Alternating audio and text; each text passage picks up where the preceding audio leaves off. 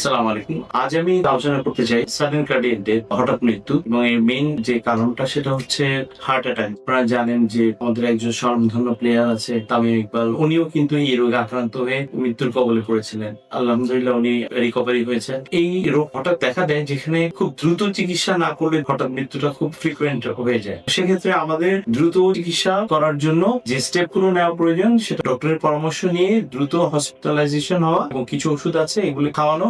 আমরা জানি যে কোন রক্ত সঞ্চালন যে জায়গাটা হয় সেখানে একটা মাংসপেশি বেঁচে থাকে। এখন যেখানে রক্ত সঞ্চালন বন্ধ থাকবে সেখানে মাংসপেশি ড্যামেজ হবে। এখন আমরা যত দ্রুত চিকিৎসা করব তত তাড়াতাড়ি মায়োকার্ডিয়াল প্রোটেকশন দেওয়া যাবে, এবং সেক্ষেত্রে আমাদের কিছু লাইফ সেভিং ইনজেকশন এসেছে এবং আরেকটি মেথড আছে প্রাইমারি পিসিআই আমরা বলি, যেটা 12 ঘন্টার ভিতরে যদি করা হয় সেক্ষেত্রে রোগীর ঠিক অ্যাজ ইউজুয়াল হার্ট যেটাকে বলে একদম আগের মতো হার্টের অ্যাক্টিভিটি পাওয়া যায়। কিন্তু 12 ঘন্টা যখন ক্রস করে যায় হার্টের মাংসপেশি মৃত্যু ঘটে, সেক্ষেত্রে তাকে একটি প্যারালাইটিক হার্ট নিয়ে সারা জীবন বেঁচে থাকতে হয়। সেই জন্য আমরা এই রোগটার ব্যাপারে সচেতন হব, চিকিৎসকের পরামর্শ নিয়ে সেই স্টেপ গুলো আমরা দ্রুত নেওয়ার চেষ্টা করবো।